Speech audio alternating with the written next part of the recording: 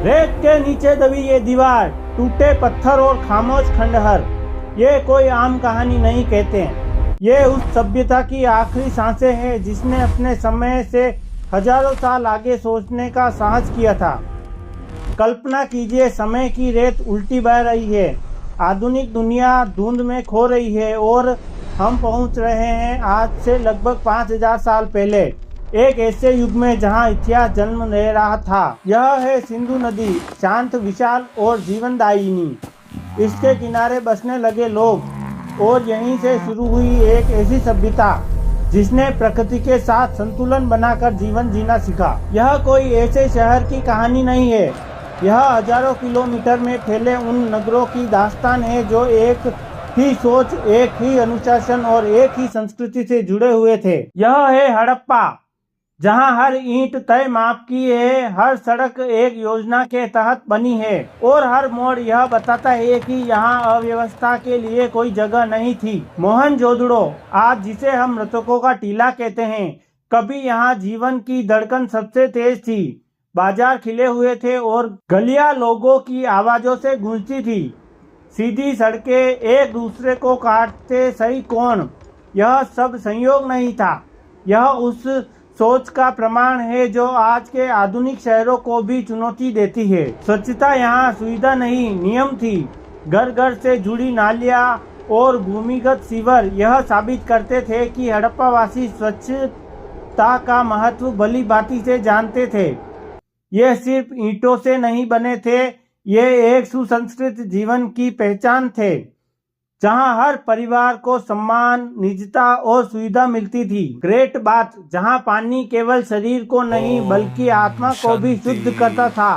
शायद यही हड़प्पा की आध्यात्मिक चेतना का केंद्र था। सुबह का सूरज, बाजारों की रौनक, कारीगरों की हथौड़ी और बच्चों की हंसी, यही था हड़प्पा का सामान्य लेकिन समृद्ध जीवन। सूती वस्त्रों की सादगी, मनकों की चमक और सूती गहनों की बारीक कारीगरी बताती थी कि सौंदर्य इनके जीवन का अहम हिस्सा था। खेतों में लहराती फसलें, पालतू पशु और भंडारित अन्न, हड़प्पा की ताकत इसकी कृषि व्यवस्था में छिपी थी। मिट्टी के खिलौने और खेल बताते थे कि यह सभ्यता केवल काम नहीं जानती थी बल्कि जीवन का आनंद लेना भी जानती थी। इन छोटे छोटे मनकों में छिपी थी हड़प्पा की आर्थिक शक्ति जो इससे दूर दराज के देशों से जोड़ती थी। समान माप और सटीक तौल, यह ईमानदार व्यापार और विकसित अर्थव्यवस्था की पहचान थी। समुद्री लहरों को पार कर हड़प्पा का व्यापार मेसोपोटामिया तक पहुंचा और इसकी पहचान दुनिया ने मानी। इन मोहरों पर खुदे चिन्ह आज भी मौन है, लेकिन हर चिन्ह एक कहानी छुपाए बैठा है। बिना विशाल मंदिरों के भी यह आस्था हर घर, हर मन में बसती थी। यह हड़प्पा की सबसे बड़ी विशेषता थी। अग्नि के चारों ओर होता अनुष्ठान यह दिखाता था कि प्रकृति के तत्व इनके विश्वास का केंद्र थे। आज भी यह लिपि चुप है, लेकिन अगर कभी यह बोल पड़ी तो इतिहास की परिभाषा ही बदल जाएगी। जब मौसम बदला, नदियों ने अपना रुख बदला, तब हड़प्पा की स्थिरता भी डगमगाने लगी। सरस्वती नदी के सूखने के साथ लोगों का जीवन भी धीरे धीरे बिखरने लगा। यह कोई अचानक हुआ विनाश नहीं था, बल्कि एक लंबा, शांत और दर्दनाक पतन था। लोग अपने शहर छोड़ गए, लेकिन अपने ज्ञान और परंपराएं साथ ले गए।